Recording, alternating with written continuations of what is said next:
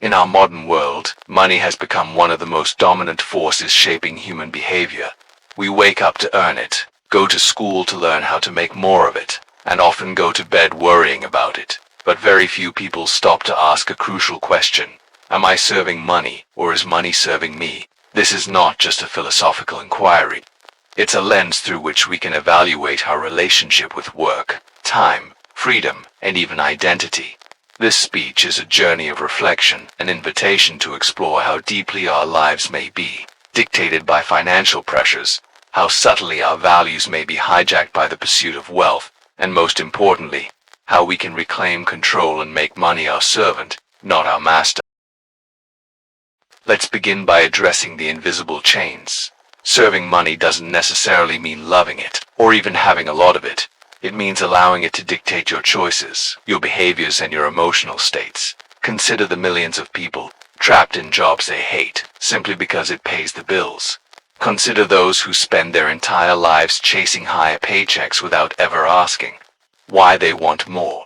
The danger lies in unconscious servitude, when we follow the system of making and spending money without ever questioning the system itself. When you serve money, it owns your schedule, it determines your career path, it limits your courage. You may even choose your relationships based on financial security, rather than emotional truth. And perhaps most tragically, you might spend your entire life pursuing money, only to realize, too late, that you've forgotten to live.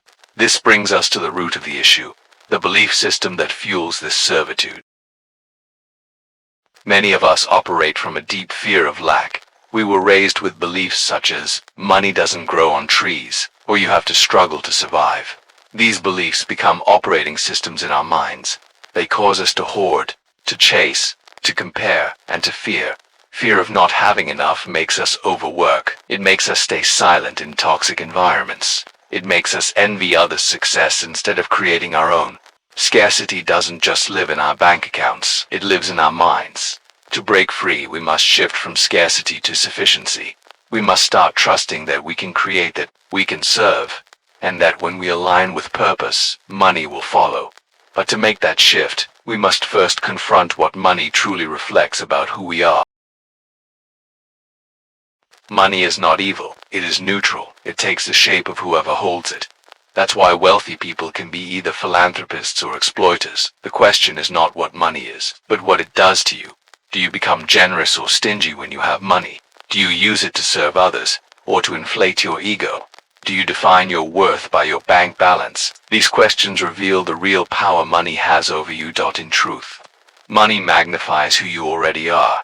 If you're insecure, it will amplify your insecurity. If you're generous, it will expand your impact. So the goal isn't to fear money, or glorify it. The goal is to become the kind of person for whom money is simply a tool, and that naturally leads us to redefine how we measure success in the first place. Society has conditioned us to measure success by income, possessions, and outward appearances. But what if true success is about freedom, impact, and alignment with your values? Are you rich in time? Are you rich in relationships? Are you rich in purpose?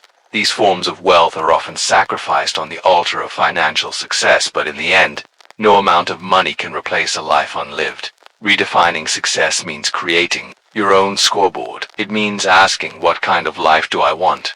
What kind of person do I want to be? And how can money support that vision rather than hijack it?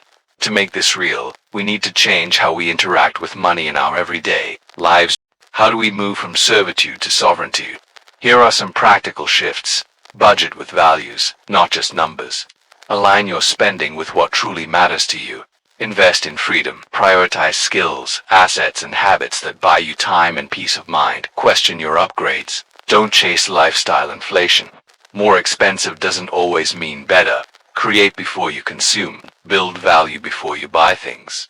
Focus on output, not just input. Give generously. Nothing breaks the grip of scarcity like strategic generosity. These actions gradually rewire your relationship with money. They remind you that you are the master. Money is just a tool. But beyond daily habits, there's an even higher calling for how we use money to serve a purpose greater than ourselves. Imagine a world where money flowed to those with purpose, where the wealthiest people were also the most generous, ethical, and mission-driven. This isn't just a dream, it's already happening. Entrepreneurs are building impact-first companies. Creators are turning authenticity into income. Communities are funding change through conscious capital. Purpose-driven wealth means asking, how can I use money to amplify love, truth, and service? How can my financial life reflect the values I stand for? When money serves your mission, it multiplies in ways that feel both meaningful and sustainable. And when you live this way, you find something even more valuable than wealth, sovereignty. As we close this reflection, let's return to the central question.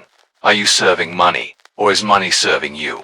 If you feel like a slave to your job, your bills, or your financial goals, pause. Reconnect with your why. Reclaim your agency. Redefine what wealth means to you.